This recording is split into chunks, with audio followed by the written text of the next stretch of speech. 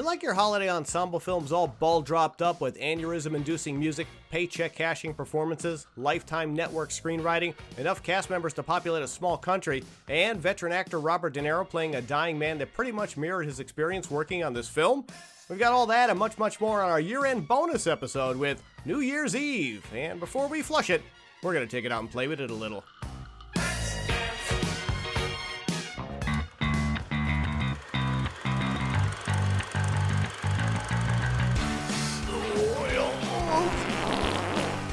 Restroom Cinema. We're here to flush it, so you don't have to see it. Greetings, everyone, and welcome to our year-end bonus episode. I am Honor Knight, your head cinematic flusher right here in the restroom. As always, I'm joined by my lovely co-cinematic flushers, Midwest movie mogul Colleen Griffin. Hey, hey, hey. And raging Buddha B-movie queen, Nora Crest. What's up? Film should have been called either, hey, remember when all of these actors made better films, or The Sarah Polton Chronicles. Come on. It's not even on the show to defend herself. That's just rude. I don't think it's that far off, though. Most of the stuff that happens in film, and she would probably agree. Which character are you referring to as Sarah Polton? Oh, I'm just doing a collective. I think there's a lot of Sarah Polton in a lot of these characters. Way to welcome her into the family. You don't know Way to welcome her, and she's not even here to say anything. That's just wrong. I know. If you don't know who the hell she is, folks, you will soon. Soon. If you're still thinking about committing suicide before the new year, boy, have we got the film for you. Oh my God. If you want to make it as painful as possible. This is it. The Lifetime Network should have sued for ripping off all of their films. Is this not a really a 2-hour Lifetime movie? This is Gary Marshall just trying to say his love letter to the world. This is Gary. Really, I'm going to say this. I saw this in the theater in 2011. What? I went because this was when Glee was really big and Lea Michele was like. Were you still brainwashed by Scientology when you watched this? No, because I think you were. Let me just say something to you. Sometimes you need to go to a movie theater just to see a piece of fluff. It's not even fluff. It's just, it's not. Fluff. It's not fluff at all. No, the escapism. This is a movie where dreams come true. Oh, where brother! Wow. Are you farting pixie dust right now? Knock it off. I am. I'm spitting rainbow. Wait! Knock it off. This film is the Schindler's List of acting talent. Oh, come on. I haven't seen this many actors in one film since Gary Marshall's last holiday film. This has to be like some sort of record. This film is one hooker short of being a true Gary Marshall film. There weren't any hookers in this film. As I'm saying, we needed one, and then it would have been a Pretty Woman all over again. But no, we get denied the hooker. He had everybody else in the film. Actually, yeah, why wasn't Yeah, right. She is in Mother's Day later, so. But she was also in Valentine's Day. Maybe she was busy. This film should have come with its own scorecard to keep track of all the characters. There's a lot of characters, folks. I'm telling you right now. Seriously, like, drink every time you see somebody who shouldn't be in this movie. Leads me to my next question. You know what's missing from a film about New Year's Eve? Fucking drinking. I mean, I'm drinking more right now, flushing this turd, than anyone was in that film. They showed a lot of drinking. There's nobody drinking. There's no drink. What are you talking about? There's people walking around with a hat. I'm talking drinking. Have you been to New York City? Fucking alcohol. No, it's like watching an Amish New Year's Eve. I think you're already too drunk to notice the people drinking. No, I watched it sober, and New York is a drunk fest on New Year's Eve. There was barely any drinking. There's some guy with. Well, they can't show all of it. Then that would be the whole movie. No, there's not one person is hammered in this movie. Not one. It's New Year's Eve. No, but they did show people drinking. I mean, so champagne. Half a glass of champagne is not drinking. That's not drinking. Grey Goose vodka. Oh, boy. They had Di Serono got a quick shout out. All of a sudden, Nora Crest is a bartender they were, in the restroom. Throwing it out all over the place. That's product placement. That wasn't drinking. I didn't see like a Kickstarter. I think there may actually be more product placement in this film than there are stars, and that's saying something. Yeah, that is. That's saying something. Folks, it's a big ass. It's very crowded in the restroom tonight. It's a big cast. We gotta flush. Hang in there. Oh my God. Some people believe there's no beauty left in the world. And some people, like myself, also believe this opening was a travel advertisement for visiting New York City during the holidays, complete with music you're more likely to hear in a Starbucks in 2011. What a terrible opening. We got a montage. They're starting off with a great big world song, This Is the New Year. Oh, is that the song? So it's like so on the nose, the opening song. It's New Year's Eve. This is the New Year. Like, oh my God. You get it, folks? Not only hitting us over the head with the hammer, it's like the Gallagher, fucking watermelon smashing Oh hammer. my God. Yeah, it's a mallet. It's a mallet. This is Ryan Seacrest. Did anyone else throw up a little in their mouth? My mouth threw up in my mouth guys. about 15 times. And then I wrote Ryan Seacrest, and I put that lesser than symbol next to Dick Clark. No, but I hate you. Like, seriously. R.I.P. Dick Clark. No, yeah, seriously, it's pretty bad. I'm not taking a shot out. I'm giving props to Dick Clark. Let's pour one out for. No, don't pour one out. It's expensive. But you know what? Ryan Seacrest already made a pretty terrible Dick Clark joke. He did. And he wasn't dead Dick in Clark. 2011. No, you know what? He still made a terrible Dick joke. I know. This is Claire Morgan. She's in charge. Hilary Swank arrives on screen around the 2-minute mark, staring up at the New Year's ball like aliens had just landed on the top of the building. It's a New Year's ball, folks. That shit drops every year. Why is she looking at it in awe? Because she's like terrified of heights. Oh, is that the reason? Amy Adams in Arrival. And this is her entire storyline. Were you not paying attention? The ball drop is the most important thing in her whole life. Come on. And that's pretty sad if this is the centerpiece of your life. Why do you think she took this stupid fucking job? I know. Or like $1 million ball drop? I don't know.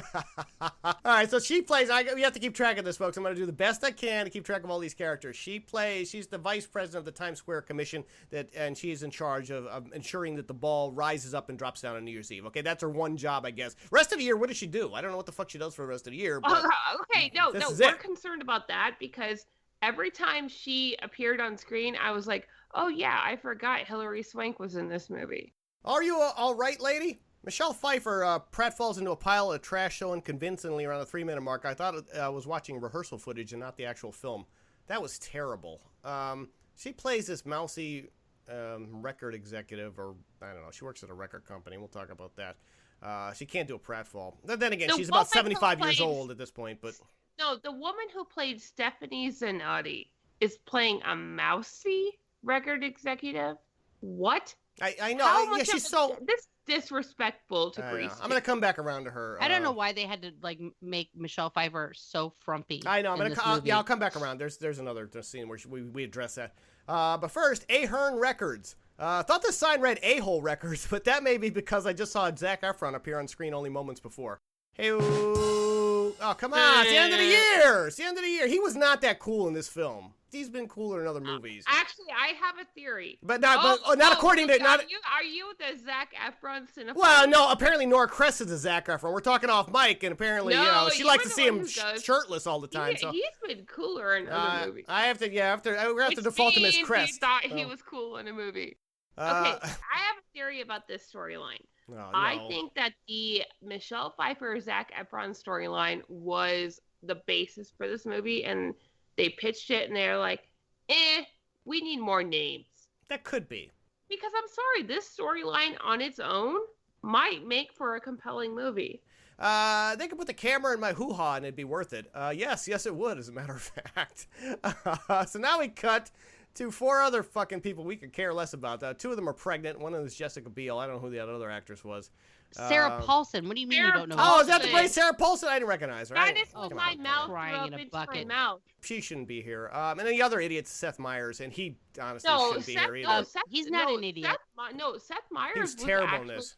He acted circles around Jessica Biel. Well, that's true. Yes, I will give him credit for that, but that's not much credit. That's bad direction, though. I'm just gonna say her whole part as a woman who's given birth this whole story was bad direction. They should have shown them some videos. No, trust me. I know. But I mean, I've gotten a new appreciation of Seth Meyers. Come on, guys. No, I was surprised Seth Meyers. How good. Okay, you want to talk about Jimmy Fallon's acting career? Well, no, we're not. First of all, we're not mentioning. Come on, seriously, we don't mention Jimmy Fallon on this show at all. No, okay? I still think we need a flush taxi. I'm not being crazy. No more crazy than usual, huh? Ashton Kutcher, 6-minute mark. So anyway, let me back up. There's 2 pregnant people, and they find out there's money you win if you have your baby by midnight on New Year's Eve. So now they go into a competition. We'll come back to them. It's the most annoying of all the stories, I thought. Welcome to Trump's America. Free health care. You're the first person to have your baby on New Year's. Ashton Kutcher plays a hipster, a disgruntled hipster. As we not seen this usually. He doesn't like any holiday apparently, and of course New Year's. So he's going to stay home. He's living with he's roommates to Zac Efron, who's a courier, we should mention, who appeared earlier, so they're friends. Office has been calling all morning. I really do got to get back. That was Michael Bay calling Josh Duhamel. He needs you for another Transformers sequel since that seems to be your only decent paycheck these days. 7-minute mark. No, that was the worst dye job I've ever seen. What is Josh Duhamel? I never thought was that great. I thought he was okay in the Transformers films. I feel like they tried to make him look like Jimmy Fallon. I can agree with that. What does he do? I think could have got a better actor, I thought, for that role. And he plays an executive at some fucking stuff. We'll talk about that. Our first event with linen napkins. Hey, how the hell did Katherine Heigl get on the set? Somebody call security. Oh, no, this is 5 years ago. This was 5 years ago. She's before still she terrible. But she was still hot. Was she ever? Come on. Ever though? Come on. Katherine Heigl, she's a good-looking really? woman. No, but she's a terrible actress. If you could look like that in that dress, I do look like that in that dress. She was great in the Ivanka Trump biopic known as My Father the Hero. Oh my God! I didn't see that. Unfortunately, Katherine Heigl is in this film, and we see a lot of her. There's a lot of her story, unfortunately, that survives the cutting room floor. Yeah. All right, Happy New Year. Let's learn already. The same goes for Sofia Vergara. Oh, God. Vergara is like a walking yeast infection. She is so annoying. Yeah, just something rude. Like this really annoying. Really that it's true, though. She is so obnoxious in this film. I don't understand how she got this popular. I feel like she's been directed this way. And no, she's like hey, what have I said? A check is a check. We can't throw that anymore. We can't throw that around the Restroom Bowl anymore because we how many times have we said that? And I said it in my cold open about paycheck cashing actor. But why? Her entire fame is she is talented. It's a stereotype. Her entire fame is a stereotype. Her success is based on her looks and her accent. But she's not funny. She's basically playing a Colombian stereotype. Yeah, she is. Yeah, exactly. But it's not funny. She's capitalizing on that. She got great tits and a stupid accent, and she thinks that's funny. It's not funny. She's not funny in this film. You know what's not funny? Google what she's going on with her lawsuit right now. Well, that's right now. This is 2011. That is messed up. All right. Well, I'm not dealing. Her personal stuff is completely separate from this on-screen shit. And yeah, I know she's milking it. I understand she's getting a check, and I know a lot of people like her, and there's probably a lot of people listening to this show that think I'm way off base on this, but I never thought she was funny. Yeah, she's an attractive woman. You don't think anything about her is funny? I think she's hilarious on Modern Family. Oh, no, really? She's so good. Yeah, I wish she had, well, maybe she's utilized better there. I might give her the benefit of the doubt on some of Modern Family. I have seen Modern Family. It's an ensemble. Maybe that's why. No, they should have leaned in more to the Lucille Ball stuff, and, she could have done a remake of the Long, Long Trailer or something like that. That's a good film. So she's not funny, and she's in a lot of this. She plays she's a sous chef next to Katherine Heigl plays a chef who's hosting providing the food for a big party at a business that has this next asshole I'm going to talk about right now. Cause 2 out of 3 ain't bad. I'm not singing that one. Someone smashed that guitar over John Bon Jovi's hair for daring to sing a Meatloaf song. Oh my God, this again, my blood pressure monitor went off big time on this one. First of all, who told Bon Jovi he could act? I think maybe we need to address that. No, actually, he can. Not here. Can I just say, why does he have so much hair dye? They actually, you know what? There's a reshoot because in a scene later on, his hair is completely different, and I think it was probably a reshoot. I know. Yeah, they had to do something later, but oh God, Bon Jovi, and stop saying Meatloaf. I love Bon Jovi so much. I mean, his like album. His honestly, when I was a kid, his album was one of the first albums I ever had. Slippery When Wet, and I don't know, because he's so old, and he just made me sad. You know what? He used to brag about how he didn't wear makeup on stage, and I'm like, okay, bitch, really? It's good to see you, Laura. Wait a minute. I thought Bon Jovi only liked dudes. But, that permed hair, you never know. Like Chris said. His hair's all dyed up. Looking good. I want him to go back to his old hair when it was, long and curly, when he had the perm. No. Why can't we do that or just feathered when it was feathered? Sounds like you have some unresolved issues with Bon Jovi. I do. All right, well, maybe next year. Could they make Michelle Pfeiffer look any more frumpy? Here you go, Chris. Between her mousy brown Jamie Lee Curtis hair and her Ross outfit, she resembles a battered housewife who doesn't have enough sense to get herself into a shelter. 11-minute mark. She looks terrible. I don't understand why they have to take attractive women, actresses, and then frumpy them up. Why can't they just get a frumpy actress to begin with? There's a lot of those.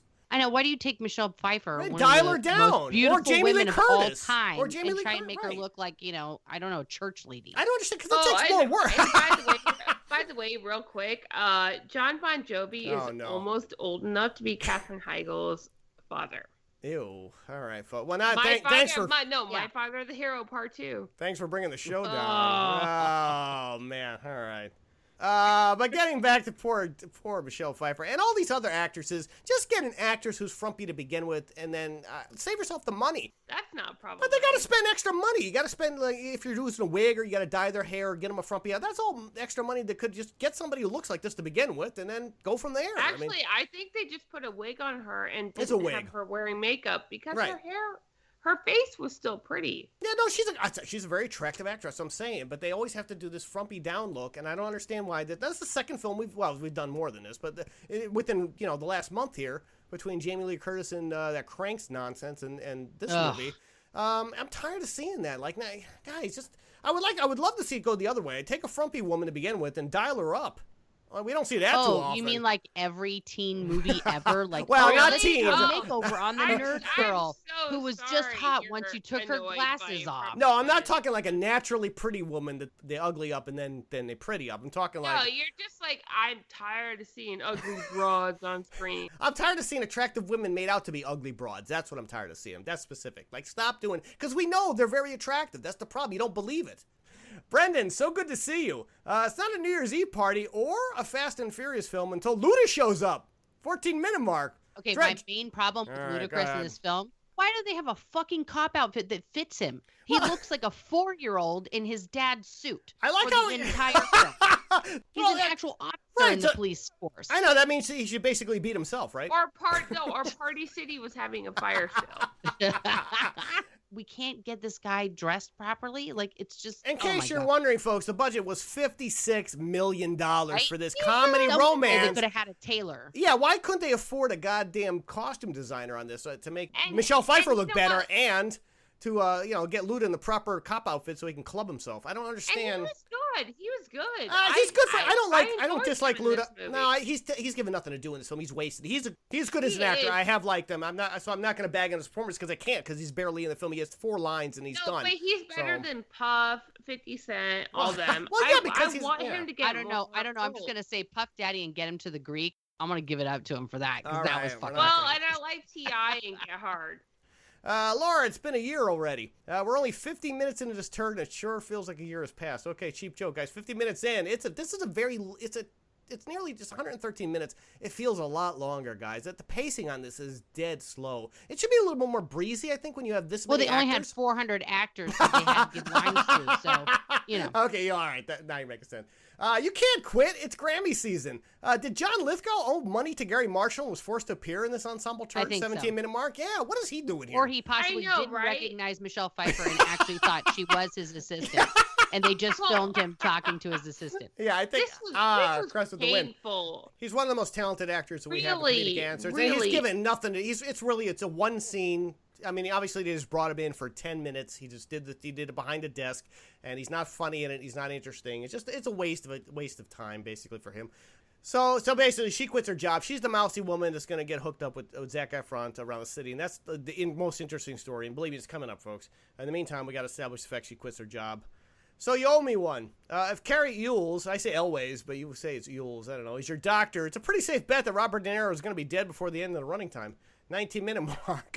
And let's talk about this, because, folks, Academy Award winner Robert De Niro is in it. Oh and my he easily God. has the worst role in this entire film. Now, Carrie Elways is in and out, or Ewells, or whatever. The guy from Saw, or Princess Bride, he's gone. No, yeah, Princess Bride. Know your audience. Yeah.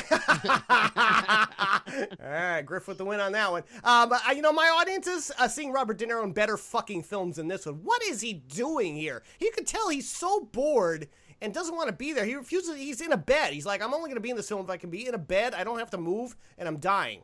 I think that was his. I thought I'm actually he actually did a really wondering- good Oh, job. come on. Really? This is Robert? No, he did I'm not. wondering if he was Come actually on. like something was wrong. I And think, he was- I think he was having a medical condition. I think you might be right, Griff. He might have had like a kidney stones or something. He might have been I'm actually serious, and he was like, "Oh, this is real. This is real. This is real. ill. This is Come on." film this. Thrill. Griff with her patented Robert De Niro impression. He was terrible in this film. This is easily one of the worst roles I've seen. He was not terrible. Yes, he was. He's better in his 5 minutes of screen time in this film than he was in all 3 Fockers films. Yeah, all right, I'm gonna agree with you on that. But he was very maudlin in this film, and it's still. No, but you know what? He's dying. Cressy's screenwriting dying. There's a difference in actual dying. He's just No, doing the but screenwriting. why It's is he lousy here in the screenwriting. first place?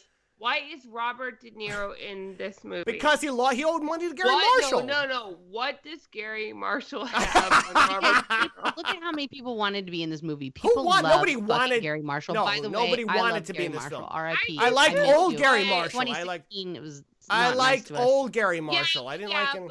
I know. Is he dead? He is dead, right? What if they just wanted to do it? What if they were No, just nobody like, wanted I love to. Gary No, Marshall, I'm gonna do it. no, because nobody read the script and thought this was wanting to do script. They I maybe agree liked with- Gary Marshall. I agree with what you're saying. I didn't think they it was wanted to do presented it. as their individual storylines. I don't think they saw the whole script and well, that it it was could just be. gonna be this could fucking be. cacophony of crap Crap. all together. They just thought, oh, this storyline is interesting. I'm gonna do that. 20 minutes into this turd and we're still introducing characters. That's my bullet point on that, guys. 20 minutes in and we're still rolling out people we haven't seen yet, and there's more to come, so hang in there. I have somewhere I need to be. Was anyone else creeped out that Leah Michele and Ashton Kutcher would end up stuck in an elevator together? I thought Kutcher was into older chicks. Really? Yeah. Because he married somebody around her age. Oh, did he? Yeah. All right. Who's that? Mila. Mila who? Mila Kunis? Yeah. Oh, They've had geez. 2 All kids. right. I'm a little behind. All right. I gotta catch up on my You trades. are old. You are I really am old. way old. All right, way out of the. All right, Crash, you should have got the deep research on that. Where were you? And they dropped the whole. You dropped the New Year's ball on that. The fuck? Oh, you led with the. I think she muted the microphone. No, I did not lead with the ignorance. I don't have anywhere I really need to be, which perfectly explains why Kutcher's in this mess. Again, another guy who just rolled on the set in his own pajama pants, mind you, and didn't have to do jack shit for the entire running time. What's a terrible hipster shirt? It's like, could you be trying any harder to make this guy a repulsive hipster? But couldn't they just get another actor that was just closer to that character? I don't understand. No, I know. it's like box office, baby. How many names do you need, though? There's a lot of names in this. I don't understand, like, how many names you would need to make this work. But, you know, I think you could have done it with half the cast and still had a, well... Oh, what's going on with our cabinet choices right now? It's like the same thing. Yeah, we're just kind of bloated out. I don't know. Is Crest here at all? She's very quiet. Or she must have muted the mic. If I have to back up, I'm not going to be a happy camper. I'm muted. I'm sorry. Oh, I knew it. I forgot. I knew it. I was talking. I was even talking. Oh. Why are you asking me why I'm here? Well, yeah, No, because okay. it's comedy gold coming out of my mouth. You're not reacting to anything. God damn I'm it. sorry. I'm Hey, not. No. No, actually, I'm sorry. I knew it was too quiet on your end. She got so bored, she just muted the mic. He's talking bullshit. I know. They're talking My bullshit. son had to come in. He was okay. having a diva moment, so You I had should- to mute it for a no, minute. which I'm Which having one? a diva moment now, and you're Which not even paying one? attention to me. I know. I'm sorry. I know. You gotta give me which one. The younger. You are dangerously close to a rectal exam. Woo. Watching this turd is essentially like having a rectal exam. Damn it. I know. Wish I could Carla learn how to- Gugino trying to play this like super hippie chick was like a little weird, but She I plays the doctor, and she's barely in this too. Again, another talented actress is completely wasted in a throwaway role that anybody could have done. Any day player could have came in and just done that and done it funnier. Was like a big budget audition reel for like all of Hollywood. It's just a demo. Yeah, it really is kind of a demo reel for a lot of these people. But yeah, if you like Carla, she's not topless in this, folks. Don't get crazy. She plays the. Well, no, she Why was. does she have to be topless? Because no, she doesn't have to be. I'm saying for those guys who like Sin City, where she was, it's pretty impressive. I'm just saying she's in this film. She plays the doctor to which Jessica Biel's Myers, right? She's their doctor, Yes. I think. Yeah. So they're having we go back and forth. She's also technically the other couple's doctor, but she just stays with them in the room later. So, yeah, right. And this is not Girls Gone Wild. One can only hope. And we're going to talk about the child actress that looks nothing like Sarah Jessica Parker. But then again, no one really looks like Sarah Jessica Parker. There are skeletons in the Haunted Mansion who look better than her. I never thought she was attractive, and she's way too skinny, guys. Like malnourished skinny, like Ethiopian skinny. I don't understand what the appeal was with Sarah Jessica Parker. At one time, I thought she was pretty talented. Maybe in the first season of Sex and the City, but man, it's kind of derailed. And now she's just looking like one of those Hollywood old ladies that just gets more gaunt. In this film, she's a little more, slightly filled out, but in her later, if you've seen her recently, she's just skin and bones. It's just me, or like, is she not eating enough? Or I don't know. There's something not right with her, and I don't know what it is. And you see it here. She's not good in this film either, folks. And who plays the girl? Is that Abigail Breslin? Is that who that is? Yes, it is. Yes. All right. No, the girl's fine. Actually, no, I don't think there's anything wrong with SJP. You know, the thing is that some people are just naturally thin. She's never had a chubby period in her life, so I guess don't. not. You know. I don't understand. Like, but she just, it looks unnatural at some point. Here, she's No, somewhat okay. she's actually talked about people forcing her to lose more weight. Right, She's looking good. I'm okay. just gonna say it. She's looking good. All right, so there you go. Thumbs up from Chris and Griff. Since 1907, there's been a ball drop. Unnecessary history lesson aside, that ball resembles a giant shit. Unnecessary history lesson aside. Man, I hope the end of this joke's funny now. That ball resembles a giant kidney stone I passed while watching this turd. Hey-o! 26 Oh minute my mark. God. I know, that was a really long way to go for nothing. What is your problem with the ball? My problem is not, the ball looks weird. I'm not going to get on about the ball. Really? That sounds like something a doctor needs to address. I think, yeah, I'll be making a scheduled appointment tomorrow morning. But I just didn't like, we got a whole history lesson about the history of the ball in New York City, folks. I guess, if you're not a New Yorker, maybe that's your thing. Check it out. Me and my girl are going to crush a 12-pack and watch porn, which is exactly what you should be doing instead of watching this film. So please just listen to us and then go do that, because Larry Miller, Miller should have been like in this movie way more. I don't know about that. He comes in and does this 2 minutes, and I think he's okay. Then again, it's a lot of head scratching, guys. You're wondering, like, why is Larry Miller here? Then obviously he's friends with Gary Marshall. He owes money to Gary Marshall. Stand by.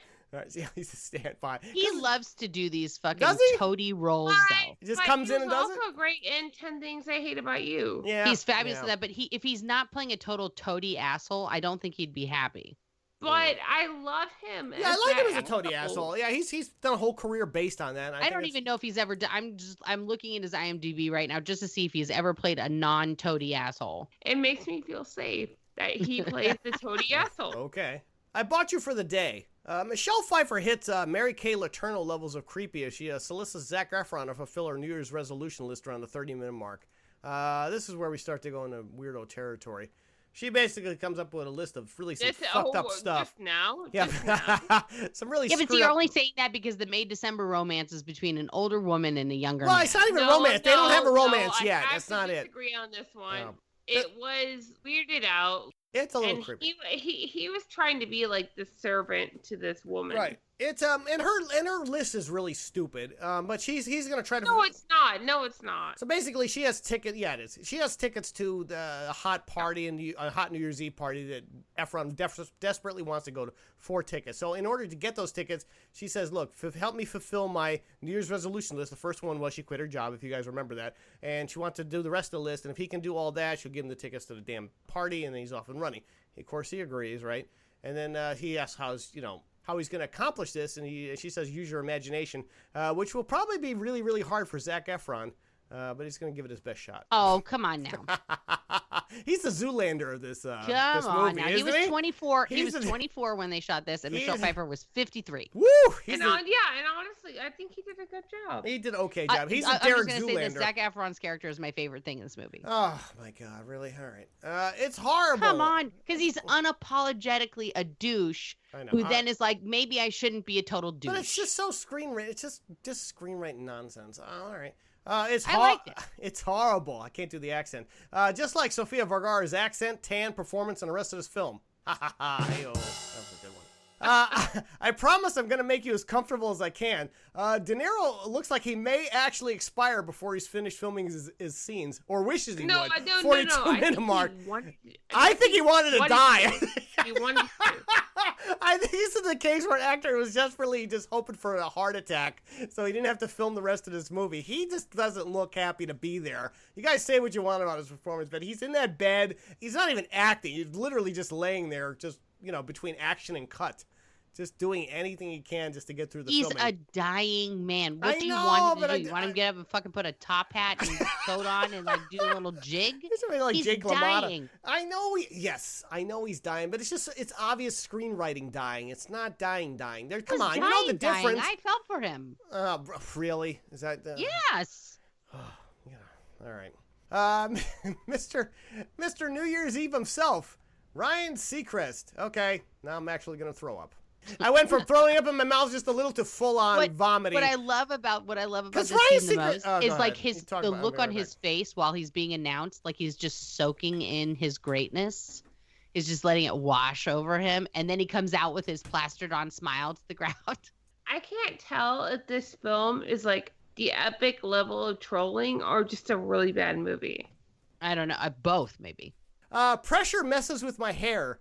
It needs to be up. You know what's not up? My dick from having to watch anyone sleepwalking through this turd, including Ryan Seacrest. Yeah, but let me Wow. say, Ryan Seacrest was really trying. He's as good as our local news guy here, Sam Rubin, who's like interviews all these celebrities, and he's had so many parts in TV Sam shows the and Man? movies. Like Sam Rubin, he's like he's an entertainment reporter, so he's interviewed everyone. So sometimes he ends up in movies or television shows, and he is the absolute worst. When fucking Ryan Seacrest delivers the same caliber performance as everyone else, you know your film's in trouble.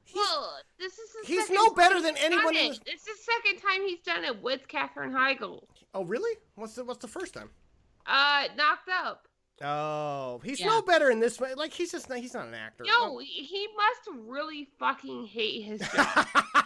No, he loves his job. He's actually one of the hardest. I'm going to say this about it. He's not an actor. He is. I love He's like him. the hardest working person in show business. At one point, he had like 4 jobs on 2 different coasts. So, he's a hard worker, but he's not an actor. He has he has a morning radio show, doesn't he? Or like First of all, he's on Kiss FM here in California, but he is nationally syndicated. He took over for Rick Dees. Mm-hmm. And he does the top 40 and Casey Kasem. He does the top 40 for the whole country. I never really liked Ryan Seacrest. I bring Brian Dunkelman back. I think he would have been the star. Hey-oh. B-Dunk reference for the win. Chris, that was awesome. If you leave your house right now and walk down to the corner, he's behind that dumpster near the 7-Eleven. There's actually a dumpster in front of my house right now. That's where he's at. That's where his home is. That's where his summer house is. Talk about making the wrong choice in your life. I'm not going to come back for the second season. This show's not going to last. Now, Brian, is that what happened? I thought honestly he got fired. No, he quit. He wouldn't come back. He said that he didn't like Ryan Seacrest, and he said the show wasn't going to make it, and he thought he was going to go on to do better things. And you know what he's doing now? He's collecting change off the I-10 or the 405 or one of them. Let me see. I'm gonna look up Brian Dunkelman. I'm gonna look up Brian Dunkelman. Good luck. Yeah, the last thing he did actually was in 2011. Oh no, this year the film is a TV series called Skyball League. Yeah. It's only 1 episode. It didn't even make it past the pilot.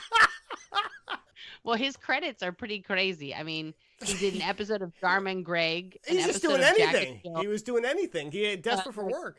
3 episodes of 2 Guys, a Girl, and a Pizza Place. 3rd Rock from the Sun. He's doing like 1 episode. Right, but Good vs. Evil, an episode of Friends, an episode of That 70s Show, an episode of The Hughleys, an episode of Family Guy.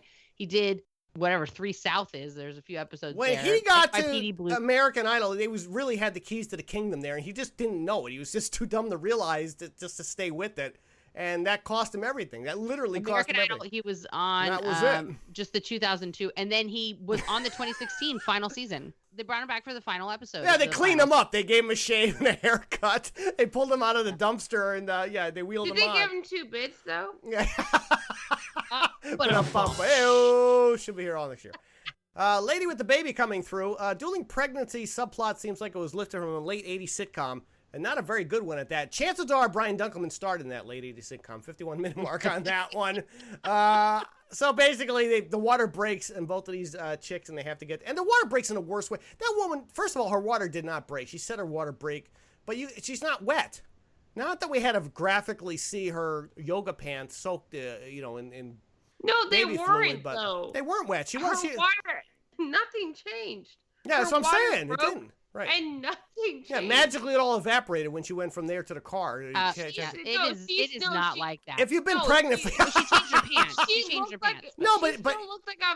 She still looked like a Fabletics ad. Yeah. But the shot of it was a full shot of her on the couch after she said her water broke. Her pants were not wet at all. They were a little bit wet. They didn't wet them enough. No, they have to be soaking wet. No, when your water breaks, it's a lot. It's like a fucking flood. Yeah, exactly. Yeah, Chris it's knows. Really a lot of liquid. Kicked out 2 kids. You should know. You're an actress, right? Surprised to no one, Gary Marshall would wheel out a bloated Penny Marshall to make an appearance in this turn around the 55-minute mark. Oh, come on. I marked that as shameful. She looks bad, and obviously, she obviously had a stroke, and she's, an alcoholic. And she hasn't had a stroke. She just didn't age well. She didn't. I don't think she should have been. Menopause sucks. Menopause hits everyone. I know. Whatever happened to this woman happened. I don't think she should have been on camera. What happens to a lot of women? Just drop it. But I was just happy to see her. I'm always happy to see her. I don't even care if it's just for a fleeting moment. Please don't speculate on what. I don't know what the hell happened to her, but she's a very talented director. And, because you don't know, like. But if you, I don't think she should have been on camera. But all right, that's just my opinion. No, I agree. Right, thank you. All right. Well, look, I'm bringing it up because she's on camera. I'm bringing it up because she's in the film, so I gotta address it. On what's wrong with her. Well, all right. Well, she doesn't look good. Whatever the reason is, she doesn't look good, and she should have been on camera. But all right, I know she does a favor to Gary. It's her brother, right? Or is her husband? It's her brother. No, her brother. Yeah, ew, that would have been creepy. All right, so anyway. So hey, they played husband and wife in Hocus Pocus. Oh, that's creepy. Okay, it gets creepier, folks. You sing something for me? Please don't. And then we're talking about Lea Michele. It turns out to be a backup singer for. She's a backup singer. Well, she doesn't sing yet, guys. Don't start panicking. She will eventually, unfortunately, in the elevator. Kamitsky's here. Actor Hector Elizondo apparently was pulled out of a homeless shelter to appear in this turn around the 58-minute mark. Right. Or Russian or anyone ethnic, you just call him. Yeah. He does all that. He was on an island drinking probably Dos Equis. He's the most interesting man. Yeah. And said, "Hey, we're giving you this much money to give your signature cameo." Right. So, yeah, exactly. Cool. So let's recap real quick. What happens is the ball malfunctions halfway up. They raise the ball and malfunctions. Hilary Swank just loses an ovary about this and has to get it fixed. All the people she has employed can't seem to find out what the problem is. It's a pretty common problem, but they couldn't figure it out. And they have to get the one man in the city who's an expert in fixing a stupid New Year's Eve ball, and it's Hector Elizondo, and he shows up to fix the ball. It doesn't make any sense, but we're gonna run with it because that's what we're given. We now go to Times Square headquarters for an update on the situation. Since when the hell does the Times Square ball need a newsworthy update? This is not a hostage situation. I don't understand how that would make the news hours before a ball drop. Who cares? It's just because a 5 years ago we were living in those halcyon days, which that was what we had to care about. What are we living in now? Do I need to spell it out?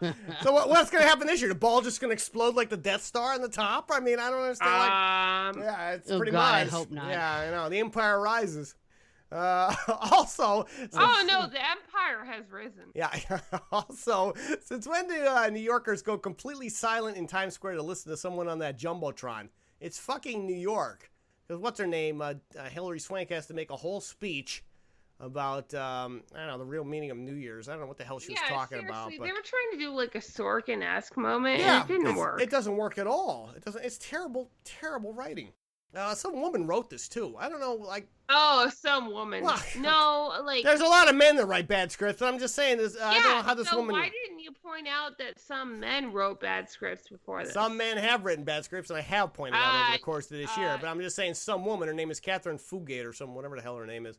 And she obviously can't write. She's writing from. She's not writing a romance novel. I don't understand what. Imagine if you wrote a script and then you were told, "Well, write this person, this celebrity, and this celebrity." Well, imagine being asked to write 400 celebrities into one script. Gary Marshall must have been sniffing glue. That's what I came up with on that bullet point. I think they just did maybe they just Gary Marshall.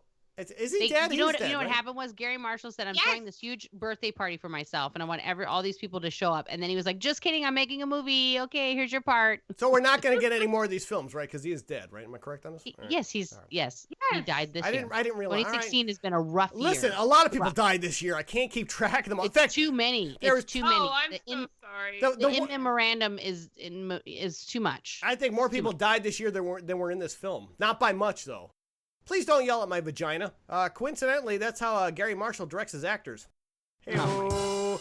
And these jokes are, like, if he was still alive, I think they'd probably be funnier jokes. But I didn't realize he was dead. No, it's still not. I don't know Gary Marshall's dead. Have a little faith in me, or I'm not going to sing that either. Musical montage alert, folks. Around the hour and 7-minute mark is Bon Jovi. Why did we have these terrible He songs? butchers a John Hyatt classic. First of all, it's a great song by John Hyatt. Pass out the earplugs, folks. Joe Cocker did a great cover on it years ago for Benny and June. And it was off his album. Benny and Mandy June Moore did a good cover of this. All right, Oh, but Bon I love Jovi. Mandy Moore's version. All right, Yes. really? But Bon Jovi Oh, butchered. come on. Mandy Moore's good. You can't hate him. Yes. Bon Jovi butchers this one. And then my next question, guys, is why is Lea Michele singing the exact same song at the exact same time? She's trapped in an elevator miles away. Because she's missing singing it right now. Yeah, but why would it's you? like a but- whole thing. This is my favorite part of the movie because Ashton Kutcher is all of us.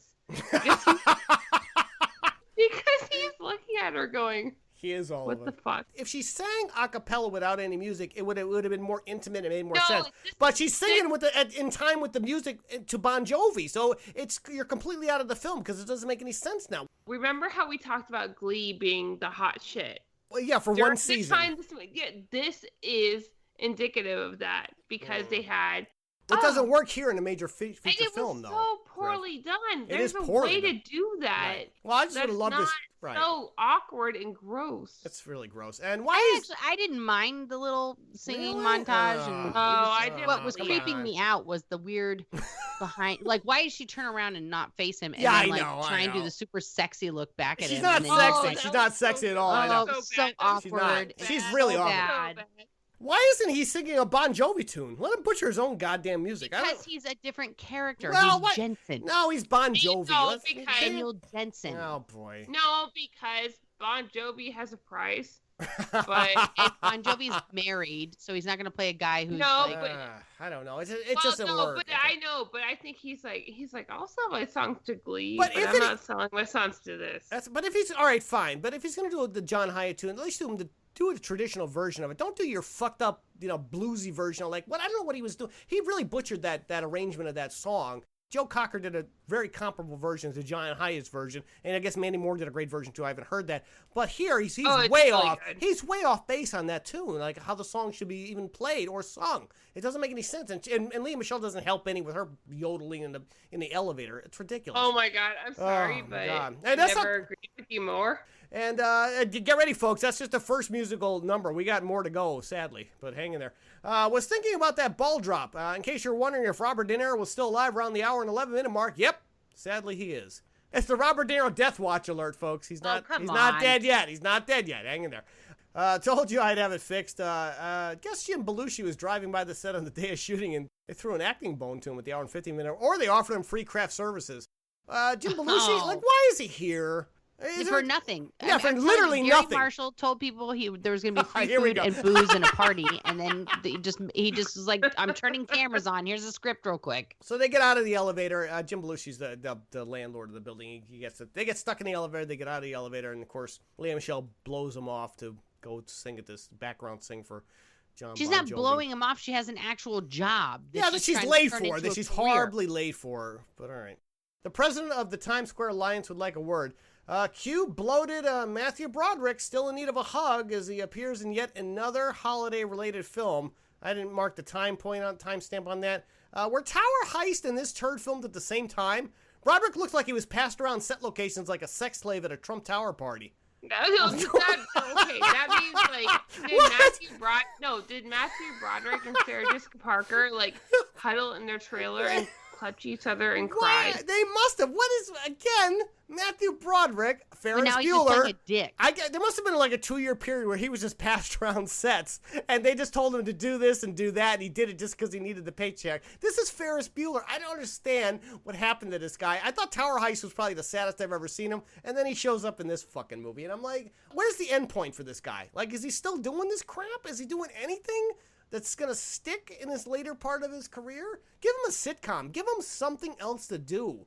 I don't want to say, what's he going to be in next? Maybe that's just his thing now. He's just doing crappy movies. I don't know. That was 2011. I think Tower Heist was 2011. That's why I made that joke, because I think they were filmed, I think everything was filmed at the same time. He was just wheeling around New York.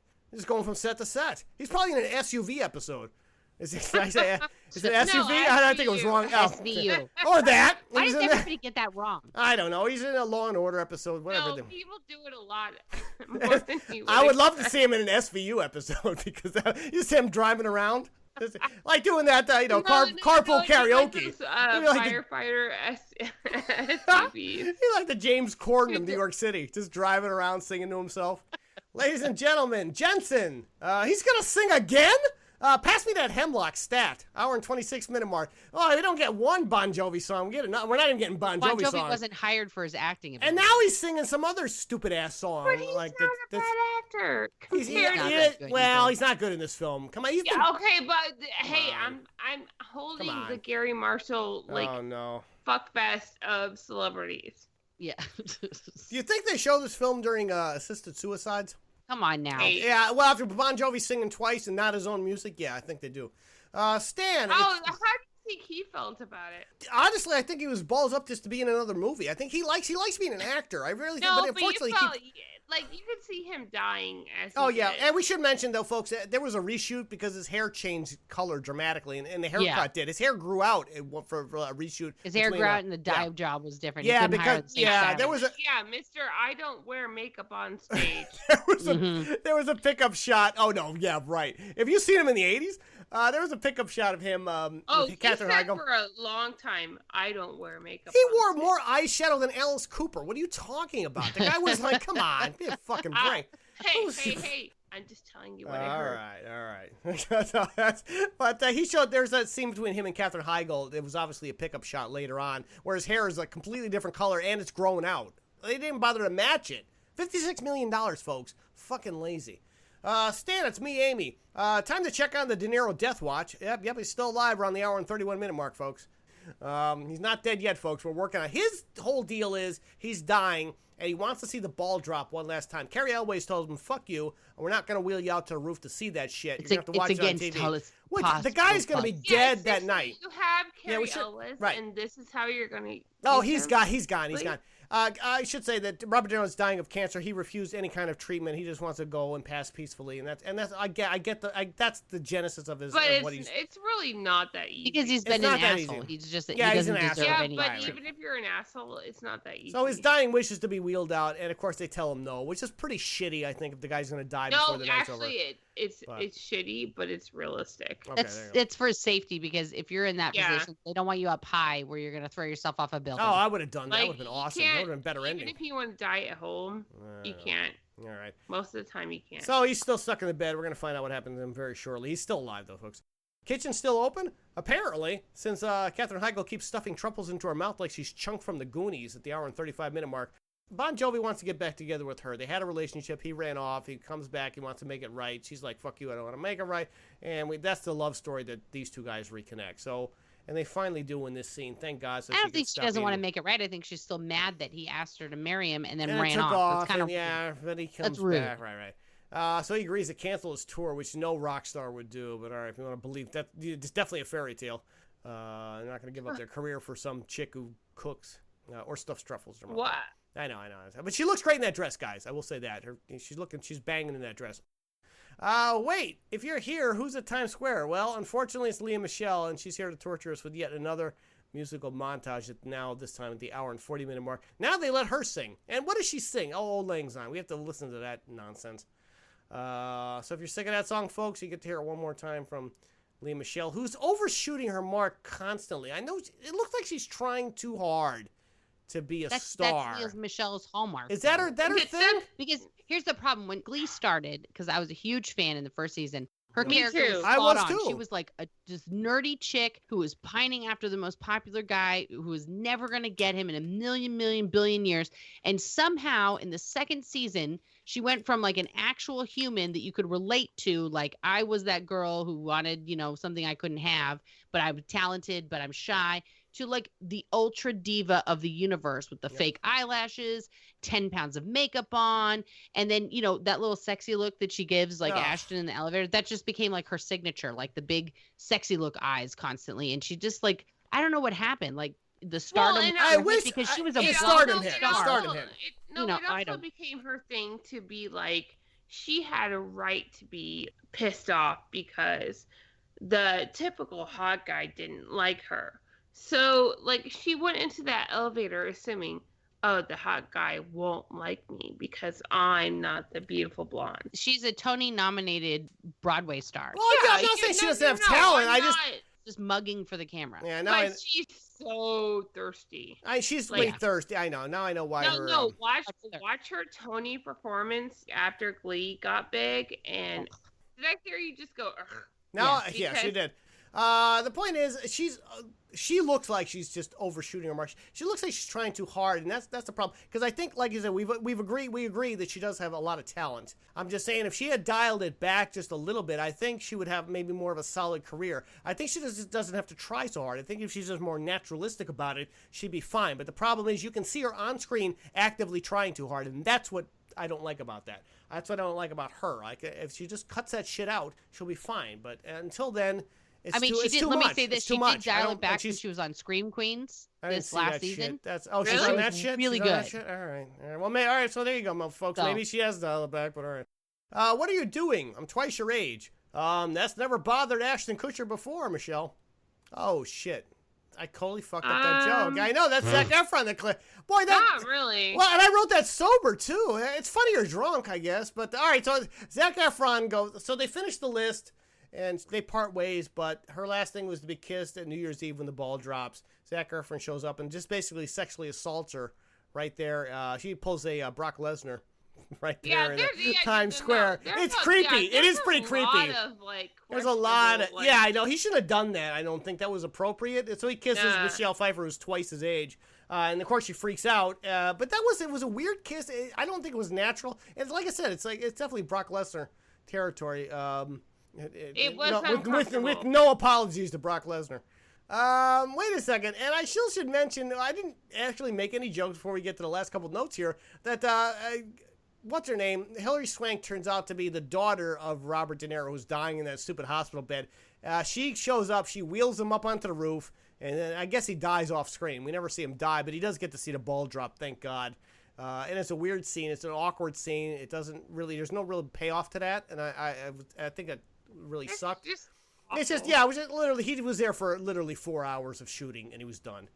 You showed up? Was anyone else surprised that Josh Duhamel's mystery date would turn out to be Skeleton Parker? That's how that ends up. We didn't really mention that, but he trucks it all the way back to New York City, and it turns out he had a mystery date. He was supposed to be a year hence, and now it's a year later. Turned out to be Sarah Jessica Parker, whose kid was trying to make out with some kid in Times Square and ends up kissing him at some point. We didn't even get into that subplot. He was a Justin Bieber facsimile. Yeah, we got so lost on... But the girl was good. At least these teenagers were played by actual teenagers. So. They were, and Abigail Breslin was fine in that role. I didn't really have an issue with her. But then Josh Duhamel and Parker, who cares at this point? It's the end of it. Again, romantic gets requested. It's magical. Okay. Hope and a Great Party. Unfortunately, not a great film, folks. Not even close. When the outtakes during the end credits are funnier than anything in the film, you know you're in trouble. Crest on credits. Okay, so the first part of the credit was actually the best part of the movie. Exactly. Because everyone's dancing. It's very funny. They're showing some outtakes.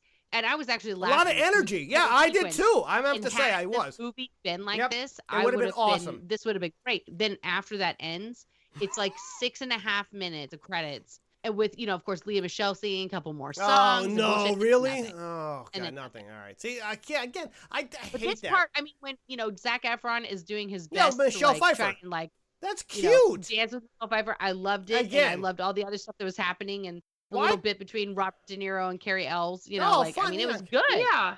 I actually kind of liked the storyline with Zac Efron and Michelle Pfeiffer. I think in another film I that could loved have been a good movie. storyline. I thought it was great. I didn't love it. I think in another film that could have been a solid film right there. Exactly. I think there's some unique stuff there. If that was a central storyline, it could have made a legitimately wonderful holiday film. I agree. I'm gonna agree with you on that. I think it got lost in all this other bullshit that they wrap. They have to have 40 million actors in there and 60 million subplots and all this other stuff. And that's sad when the end of your film has more energy than the 2 hours that preceded it.